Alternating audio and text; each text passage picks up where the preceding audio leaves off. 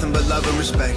You might have some cool fans, but mine are the best. We've been through it all, went to war when duty called. Never left a man behind, we move as one is super strong. I don't want followers, that implies I'm the leader. I'm not the captain, I just gave them something they can believe in. I hold the lamp in the darkness, but they're the light that I needed to see the road that we walk in between the angels and demons. And my fans have my back. Hate us if your feelings don't like facts. And my fans will fight back.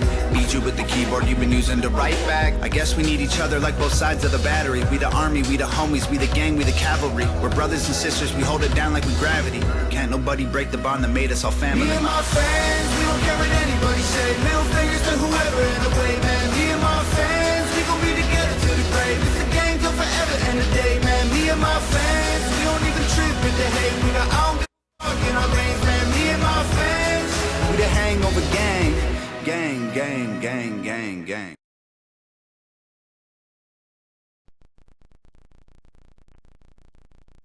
Oklahoma weather can dish out some of the worst punishment in the world. Hi everyone, I'm meteorologist Tuttle. But now you can fight back by installing Class 4 impact-resistant shingles from Ferguson Roof Systems. These shingles can withstand large hail, heavy rain, and hurricane-force winds, all while keeping your home safe and dry. And the best part? This upgrade is completely free for many homeowners. So call today to start reaping the benefits these Class 4 shingles bring, including a discount on home insurance. Only at FergusonRoofSystems.com.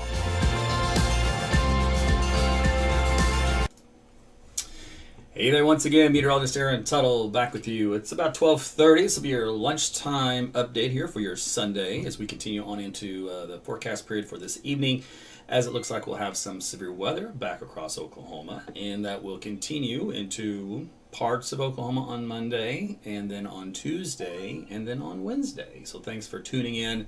We're going to talk about all the details, what you can expect, where the best parameters are for severe weather, all that kind of stuff. So thanks for joining me. Make sure, do me a favor. I know most of you probably do this, but make sure you not only like the video, because it tells Facebook algorithms that you're interested in the content, right? But also share the video with your friends and family. Let them know that there is another source for their weather information here across Oklahoma that does not include a bunch of scary words and make you want to go hide and run in fear. So to me, that's very important. So thanks for spreading the word. Okay. Make sure everything's up and running. So see you guys on Facebook. Let's see you guys on Twitter. I got the YouTube up and going. I'm sure Jim, if he's able to watch today, he'll be happy. I forced him to go to Facebook. He wasn't happy with me. Everybody likes their own platforms. Rumble's up and running good. So it looks like everything's good to go.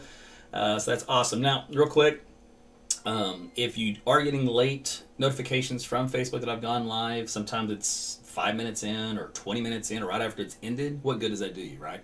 So I just posted the link where you can opt in to get a direct notification from me through your Facebook Messenger. So I will let you know right before I go live to give you about a minute or two to get ready. So make sure you sign up for that. It doesn't cost you anything. It's free. I don't spam you or anything. It just, there's one notice that comes from me that says AT's going live, and that's it.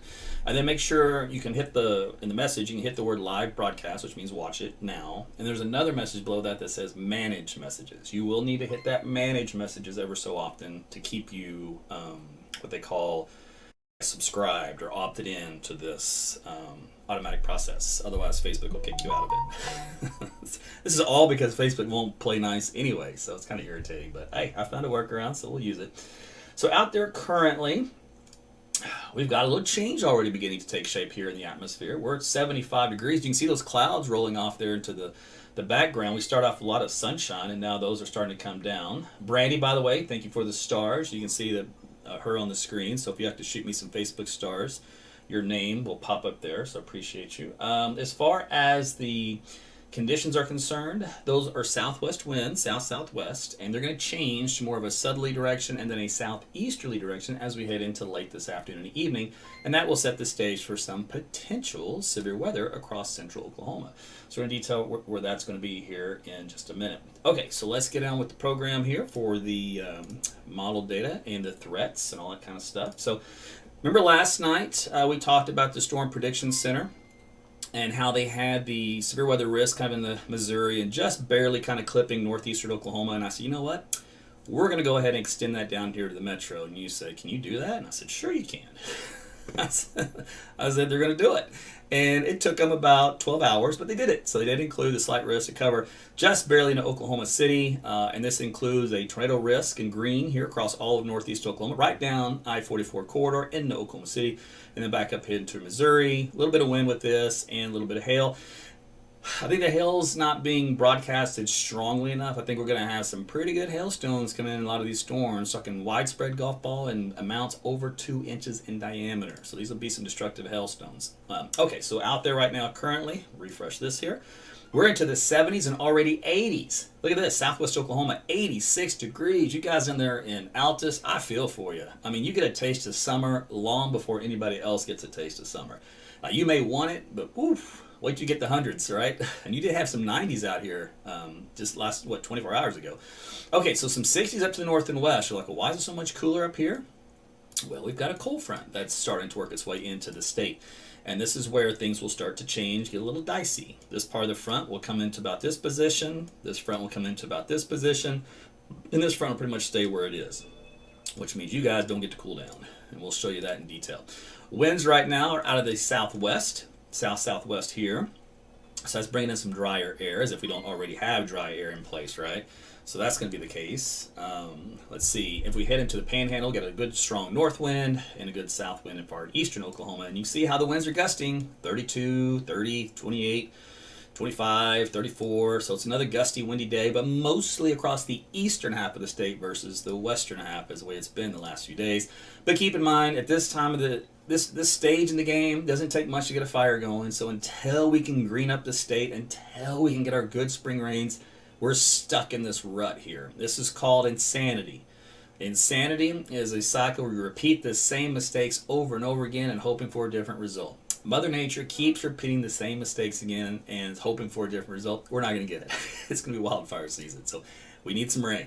All right, now here's a look at the jet stream pattern. This is a look at it through the water vapor channel of the satellite.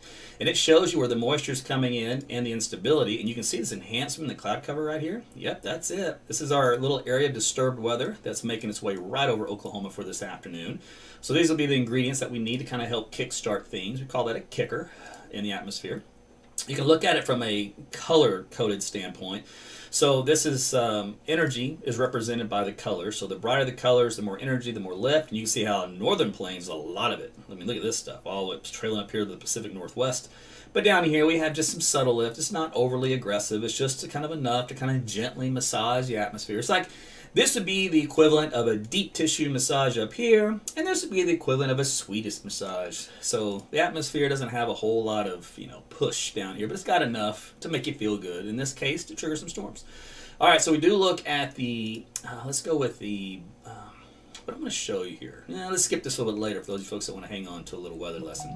All right, so let's just do this. We'll go through the high-resolution model for what it thinks how things will play out here for today. And we'll show you, and this is the caveat here, that each model says something a little different, either in positioning or timing, magnitude, they're all over the place. But that's what happens when it's the day before the day. Remember, everybody's talking about Monday. Well, sometimes we have these little sleeper events. This is going to be one of them for Sunday evening. So this particular model likes to create a nice little storm up here around Blaine, moving into Kingfisher County here over the evening hours, and that kind of trails into Oklahoma City.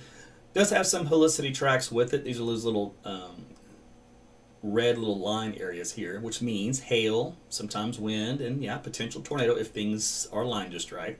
You can see how that little cluster moves through northeast Oklahoma with more of those helicity tracks with it through the midnight hour, 1 o'clock, 2 o'clock in the morning. We still have some more shower storms that rumble. The cold front itself finally gets a push and moves south and east.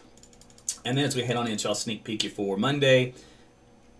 Bone dry across probably 90% of the state. But this model doesn't even have it, but there should be a supercell or two that graces the far southeastern counties, probably this southeastern tip right here. So this would probably be the best potential for a supercell crossing out of Texas on into Oklahoma for tomorrow. So that's what we'll watch for the severe weather threat on Monday. The rest of the state, though, is looking good. Now, we talk about where positioning is for cold fronts and all that kind of stuff, right? It's kind of important. So the moisture is going to continue to increase here for today, and the winds are going to start to turn more of a southerly direction and then eventually get more southeasterly. Why? Because we call it triple point developing right here, just west of Oklahoma City. So in the triple point is where the cold front that's kind of in this region starts to put the brakes on, turns into a warm front, right? It's either a warm front or a stationary front in this case. And the actual cold air, will end up being something back like this, and then we've got the dry line, which comes into something like this. So this is kind of an ugly map. It's not as pretty at this hour at 7 o'clock. Let's see what happens if we go an hour ahead to the 8 o'clock time frame, and we'll see if it gets a little bit better organized. It does a tad bit. So the point being is what happens, you have to watch for this deeper moisture to get pulled back in to this little surface low, and that helps the environment in this region to produce some severe weather. Now sometimes you get some elevated storms that will ride above the front if they don't get anchored into that boundary layer, but others can produce tornadoes when they ride along the front. And I will tell you this is just one model, but other models have the front kind of draped like this. Other models kind of have it draped more like this. So even this morning, they're still struggling with where to put the final position of this frontal boundary.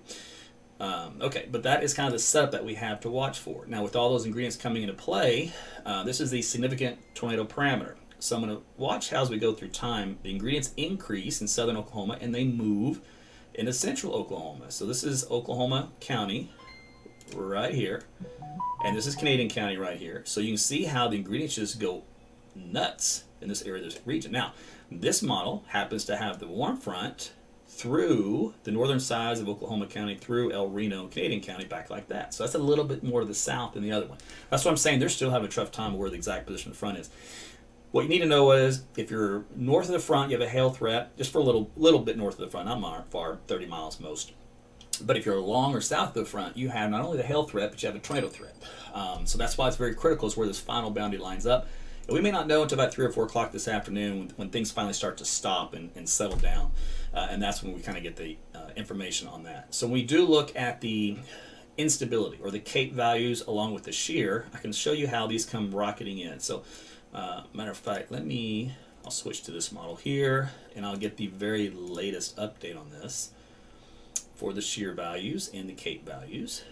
All right, so watch how the cape, which is the brighter colors, which means more lift in the atmosphere, more moisture, more heat, that starts to increase here in the central Oklahoma along the I-44 corridor. Puts the brakes on because that's where that front is. Now it comes in late. In other words, if this had come in just a few hours earlier, we wouldn't be struggling with will it or will it not produce a storm or two, right? We would be talking about entirely different outcome of, oh my goodness, we don't want this here, right?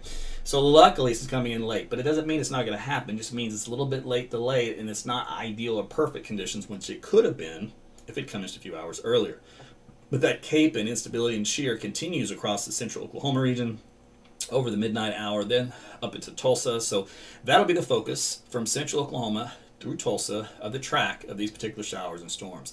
Just for fun, I'm going to look to see what this model seems to think is its position of the triple point and the front versus the one I just looked at a minute ago. We have 2 high-resolution models that try to do their best at finding out these locations. And so when we do, we kind of look for needles in the haystack as far as little ingredients and things that may tip the atmosphere one way or another. So let's go here. So here's 9 o'clock. So this particular case, it's got the little triple point action way out here in southwest Oklahoma. And that is what allows, or what has allowed this front, which will be stationary at this point, but basically kind of stalled along the I-44 corridor back into here. So again, that keeps Oklahoma City in the zone for both hail and potential tornado if any storms at all fire within this little window here, this little zone. So it's right up 44. So if you live along 44 from Tulsa, Oklahoma City, just know we have the potential for some tornadoes, just a couple, probably this evening, and it could extend after midnight hours. It should be kind of a late events. Let's see what else I want to show you. Let's move on to a bigger picture. And we'll use another, we'll call them CAN models, to give you the kind of idea of what potentially can happen. So this particular CAN model, it does produce a supercell storm with a little trailing helicity track with it, just on the north side of the metro. So right along the Canadian border and Oklahoma border. Now, again, depending on where that position that front is, and this has the front a little more to the north. So you bring that front a little more to the south, you can see now you can reposition this cell over Oklahoma County. So that's kind of how quickly things can change in this. So you don't want to take this too literal. It's more of a what is it telling you story versus exact placement. All right, so that takes you into the evening hours here through 9 and 10 o'clock. You can see how that's through northeast Oklahoma. So again, for you guys in Tulsa, same idea I'm going to tell you. Again, just shift this a little more to the south, and it's right through your neck of the woods. With helicity tracks, which indicate some large hail, again 2 inches greater in diameter on some of these, and potential for a tornado or two. All right, so let's move on past Sunday night. Now, look what happens here on Monday. Remember, I kind of highlighted that southeastern section of Oklahoma for some supercells. So there's a couple showing up in the model data, extending back into Dallas-Fort Worth, all with helicity tracks. So again, if you guys watching the Dallas-Fort Worth Metroplex, does that mean you could have a potential tornado in your backyard? Potentially. We're looking at the data here right now, in the forecast sounding out of this model, and it really indicates more of just a hail type situation. So it doesn't have a very strong shear, it's very weak. So in this case, you could, I don't know, either this model's completely out to lunch and you only have a helicity of 20 meters per second squared. Either that's completely bogus, or you have no threat of a tornado at all, and it's just a little bit of hailers that move through. So if you're probably hoping for hailers and a tornado, but either way, it's damage. So there'll be some big storms down there when the cap breaks, and this is on Monday evening. Then those move into Arkansas, so you can see a whole plethora of supercell type storms for you guys in Arkansas. So that's not looking good, right? Nobody wants that. But it looks like Arkansas will be kind of hit the hardest for Monday. And as we head into Tuesday, now this particular model lets you know this is an early look at the events for Tuesday, and this is the most aggressive model. So this is what would get most attention because, hey, it's got a line of thunderstorms that develop here along the I-35 corridor with little helicity tracks. So if this were to completely verify 100%, I'm not saying it will because it's still quite a ways away, that would indicate a significant severe weather outbreak here across the I-35 corridor, which does include from just probably east of Wichita down through Oklahoma City to just east of Lawton, for example. And if we looked at some model forecast data from that, like we talked about the other day, it doesn't show up well. For some reason it kind of cut off, but some of the winds are a little weaker here between 200 and 300 kilometers, and if that's the case, it goes against a big event, meaning more tornadoes, etc., because sometimes the storms will collapse a little bit, they're not structured right, they precipitate on themselves, it cools the updraft. There's a lot of things that will happen that will kind of mess up severe weather. Otherwise, pretty high LCLs at the beginning of this event, so big hail. Right now, big hail focus in the model data with this. The tornado threat right now is marginal at best, but that's just one model, one run, and we're still plenty of ways away. But you can see how that kind of clusters into a bunch of storms across eastern half of Oklahoma as you head into Tuesday, late afternoon and evening. And then, of course, you got some in Arkansas, you got some in Texas. So Tuesday looks like a pretty good day for severe weather across the southern plains. All right, let me see if the tech model came in yet for later today. Just kind of curious to see if it ever did produce anything. And it still is holding on that it will not. It is a stubborn model which says nothing happens here in central Oklahoma, but you do get some cells that develop up there in northeast Oklahoma as we approach the 10, 11 o'clock hour through midnight before they move on into Missouri and northwestern Arkansas. All right, let's see. If we do look at another one of the CAM models that I like to use, this one has the idea of supercells kind of breaking out here. Once again, just north of the Oklahoma City metro area, but those do zip through the northern half of Oklahoma into northeast Oklahoma with some helicity tracks with them. So again, hail and potential for tornado. Now, rainfall amounts, the models do their best to try to pick up where the heaviest rainfall will be, and it will be where you get the strongest thunderstorms. So depending on what kind of things happen out here to the west with tracks, right? So here's an example of a track that can lead to some pretty good amounts. And matter of fact, if I were to query this, we're looking at about an inch at rain at most. Here you go. So underneath some of these thunderstorms. And then once you get a few that kind of cluster into an area, well, then you get a widespread area of an inch or a half an inch of rain, and then out here, maybe 2 inches or more here in northeast Oklahoma. So it could be some brief flash flooding at some areas that are prone to get flooding through this period. And then later on in a Monday, this would be the other area hit for some showers and storms. Again, through, this actually goes through Monday afternoon and really goes through Tuesday. It doesn't add anything on here for Tuesday because this model keeps it dry for Tuesday. This particular model doesn't like the idea of seeing storms. It says we're capped and we don't have enough convergence along the dry line. Therefore, even though we have a nice potent environment, it says nothing will happen. All right, we'll get to that later. Meanwhile, temperatures over the next several days are still pretty decent. If you like warm weather, or mild weather, you get your pick because you're going to have both off and on. Overnight lows kind of bring this to your attention. Another cold morning on the 14th, and then another cold morning on the 18th and 19th. Some of you are like, well, is it too early to plant? Or if I've already planted, what do I do now? You better cover them up or bring them in. Same idea. We'll have a light frost and some people light freeze as long as the winds calm down to less than 5 miles per hour and clear skies. That kind of stuff is what really causes that temperatures to cradle down. And especially if you live in those low-lying valley areas. All right, so that's everything I have for you. This was a 15-minute weather update, which included everything you needed to know. So thanks for kind of tuning in. So if you're kind of late, you missed a good chunk of this. One thing is for reason if you are late, maybe you didn't get notified from Facebook, so make sure you opt in to do that. That way I can send you a direct message through your Facebook Messenger. So I'll post a link again here real quick. So you can click on this right now at any time, and when you do, you'll be able to get a message directly from me through your so I always say instant messenger, but it's Facebook Messenger, whatever, that I'm going to go live, and it's usually right before I do, so you won't miss it. You'll be right on time, and it's pretty vital during severe weather season not to miss that, right?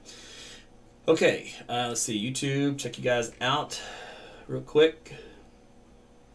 Beacon is heading home. Well, drive safe. And after surgery, I hope your surgery went well. Let's see. You're welcome, Jody. Another Jody. So, Stillwater included in the tornado threat. Fully Alive is asking. It's our first tornado season here in Oklahoma. Well, welcome to Oklahoma. So, yes, you are included in that little area. So, I would expect a pretty nasty storm to roll through in and around the Stillwater area. It's tough to tell you exactly Stillwater this far out. Once we get into the storm mode where we're covering storms and we can track them, then I can tell you whether or not you're going to get a direct path of a storm. Then I can tell you what part of the storm will hit you. If it's going to be just the hail core, if it's going to be the tornado area, that kind of deal. So when we do have weather that is striking, make sure you tune in live for that. I do cover tornadoes. Other than that, I usually don't cover just regular Oklahoma thunderstorms because we get those all the time. But if it does look like they may produce a tornado, I will cover those live. That's where I do most of my live weather coverages on that. And that includes all across Oklahoma, and sometimes I'll cover Arkansas, Kansas, and or Texas as well. Just depends on the magnitude of the event and kind of what's happening. That's kind of how I treat that. And by the way, just so far, you've already been a month into our severe weather season. So, what do you think? Has it been bad? Is it as bad as you thought it would be? Or is it like, oh, it's okay. We got a few storms here and there. No big deal. So hopefully the latter, because that's where we're at right now. It's been relatively quiet overall. Let's see here. So Holly was asking about the cap today, and if it breaks, do we get storms up around Lincoln County and they move toward Tulsa? Yes. So that's a good summary.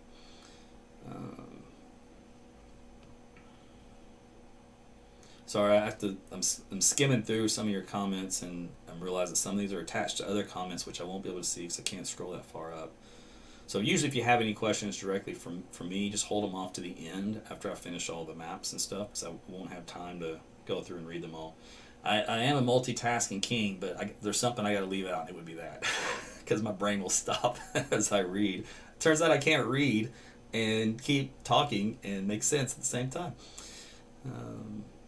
Also freezing and jumpy broadcast. Are we still having some technical difficulties on there? Some freezing? Freezing on Facebook? Ugh. So last night I had some freezing, and I thought I fixed it here today. I did some tests on my end, and I wasn't freezing here, so I thought I was good, but clearly that's not the case. But I don't know if it's me or Facebook, because I'm using a different interface for Facebook right now, and they may be the ones that's doing it. So I'm not sure if it's on my end, because when I move around I can see myself. It seems to be pretty fluid here. Katina, I don't know, what kind of interruptions are you getting, by the way? Freezing, probably? Alright, so let's tell you what. Let me look at the map for today, and we'll talk about the cap. Because some of you may be like, well, I don't know what a cap is.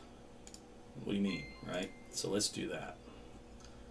By the way, thank you for the stars. I just saw Brittany there. Shot me some. Let's go to the cap making. So we'll use, which one are we going to use? We'll do this one.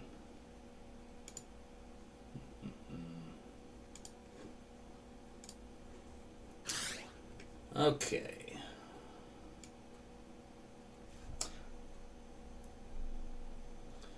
All right, so we'll just use the, oh, I need to, yeah. The morning run here, 8 o'clock. And then we'll go to a different model and see how it looks a little bit different. Okay, so I'm gonna pick, say, the south sides of Oklahoma City. All right, right where this better moisture comes in at 60-degree dew point. So this is 8 o'clock. So what happens here, and I'll break down this graphic for you. We have a classic supercell structure. All right, the shear is nice, smooth. It turns with height from the surface on up, and the wind speeds are decent. We have a ship model of 2.5, which means big hail. Anything at 2 or over indicates 2-inch size hail. Now we do have a strong cap. So this is a temperature of 71 at the surface with a dew point of 60.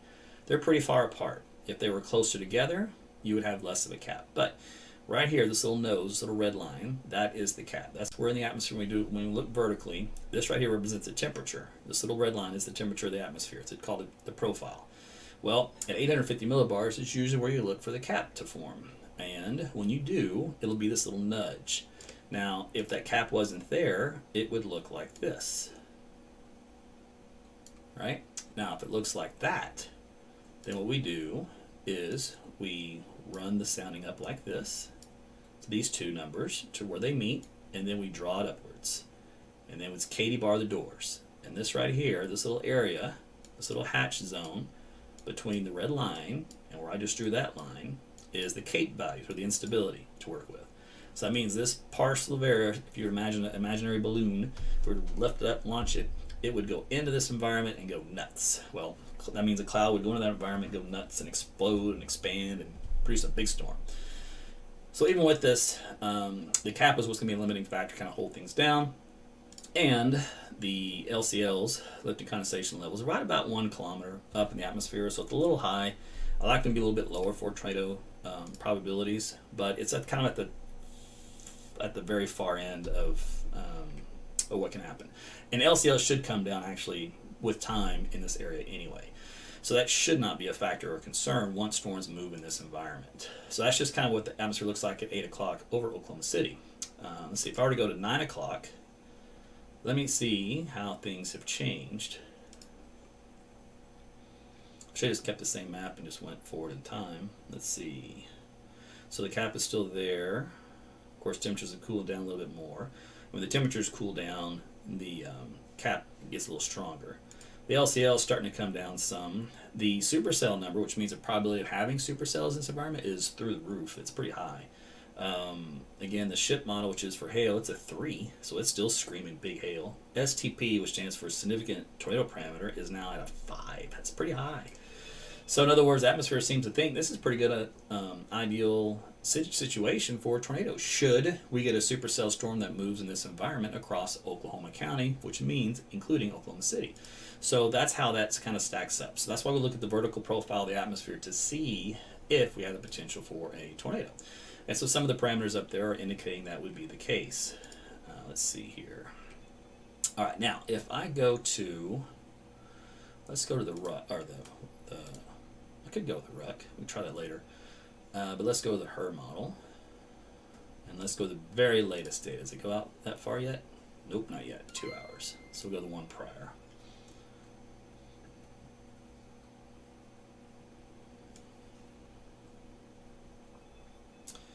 Okay, now this one at 8 o'clock is vastly different. In other words, it still doesn't have the deep moisture coming in yet. Now, if this verifies, then yeah, that really reduces the timing of in other words, there won't be any storms until this moisture gets back into play. And I believe this model doesn't produce storms until after 10 o'clock, and that's because it still has the moisture surging from the south. So I'll pick up around Norman, just kind of get an idea. And here in Norman, the moisture is still not very deep, so the LCLs, in other words, the cloud base, if you could reach up and touch the cloud, way up there, really high. But there is no cap here at this particular model at this point at 8 o'clock in the evening. So you should be able to get some thunderstorms to develop in this if they had a little push. But the little push they need isn't quite here. In other words, there's nothing really to trigger, even though the atmosphere is ready for it. Because in this particular map, the trigger would be the dry line or in that triple point, which is way out here in the drier, in the drier air of the dry air. I mean, this is dry here, but this is really dry there. So it's funny to even call it a dry line at this point. This is just a mess of a map. And I'm not so sure this model even knows what's going on with that. Let me take a look at the wrap. Let me see what it's got going on. I rarely use the wrap model just because we've had such other ones develop since then that do overall a better job. Let's see what this one does. All right, so it's kind of like the HER model. It's a little bit late getting that moisture back in here to central Oklahoma. Let me go back a prior run.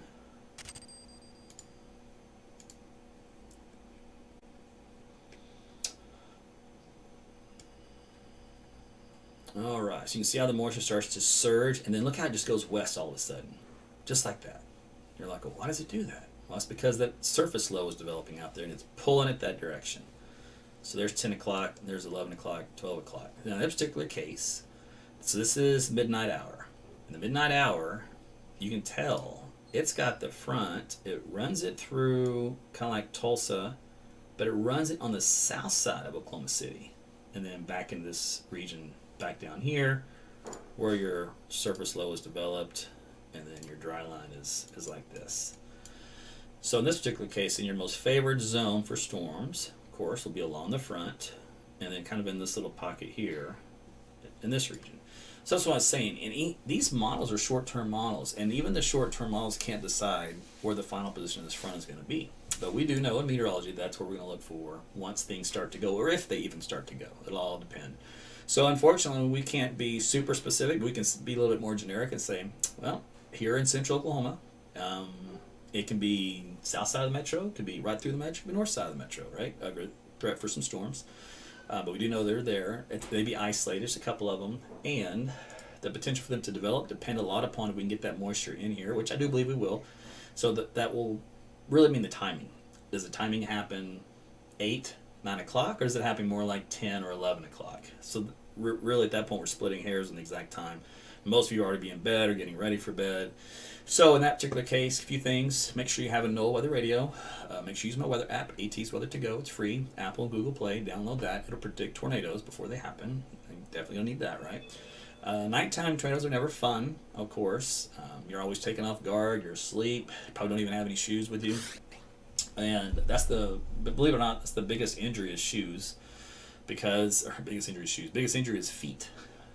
After a tornado hits. Why? Because you're walking through a bunch of debris, and there's a lot of nails that hold a house together, and nails to the feet is the most common injury, so make sure you put your shoes on. So make sure you have those with you. But anywhere you want to go, as long as it's in the center part of a structure, lowest floor, bathtub, closet, staircase, whatever you got, however your house is laid out. Your point is to be away from all outside walls and windows, and cover yourself with anything, blankets, pillows, sporting gear for the kids and stuff, mattresses, because all that stuff will block flying debris, and it'll catch it so your face doesn't have to. And because anything flying around, teeny tiny pebbles and little shards of glass at 60 plus miles per hour isn't going to feel good. So keep that in mind, and lay low, because friction is your friend. In other words, the lowest you are, more of that stuff flies freely in this part of the air than as it does down at the lowest level, just because of frictional forces. So you want to be at ground level as best you can, because it's like a fluid of air, and things will just kind of do this depending on what's in its wake. So the airflow will be disrupted all kinds of different ways. So you want to be right at the lowest level of that, below all that airflow nonsense, and that way you get a lot less interaction. And that's why a lot of people say bathtubs. Why? Okay, so you're in this bathtub, right? And you're underneath it, so you've got little bathtub walls around you. So the air would flow over you, so all that debris flows over you rather than into you, because now the bathtub is its own little blocker. And then you can put a mattress on top of that, and then that would prevent anything that would maybe fall from the ceiling. And that's another thing, is your bathtub is going to kind of be 4 mini walls to help catch stuff, right? So like a beam were to fall down, it's going to catch that area. And the mattress also would help as well, protect you from anything that's a little heavy. So those are all little things that we do when a tornado occurs. But that's a lot to think about at 1 o'clock in the morning, right? Or maybe at midnight when you just fell asleep, you just hit that deep sleep cycle where it takes like a good minute to get you out of it because your brain is way down in that deep sleep zone. Yeah, tough to think about all that stuff when you're in that pattern. So that's why you have to have a plan in place, get things out and ready. Obviously, some people have storm shelters. If you haven't cleaned yours out now, well, afternoon's beautiful. Get out there and do it. Otherwise, this is it. This is Oklahoma. So what, I'm going to be around, obviously, doing some stuff, but I'll check on things off and on this evening. We'll do a Facebook Live this evening to talk about the potential for storms, and or if it looks like nothing will happen, which I don't think the case, but we'll talk about also the forecast for Monday and Tuesday, a little bit more detail. And then if we're already in storm mode, it looks like the potential for some tornadic activity, or there's just a really big, nasty hailstorm coming right through Oklahoma City. I'll cover that. And then we'll kind of go from there. So thanks for tuning in this afternoon. Hope you have a great rest of your day, and we'll talk again soon. Take care, everybody.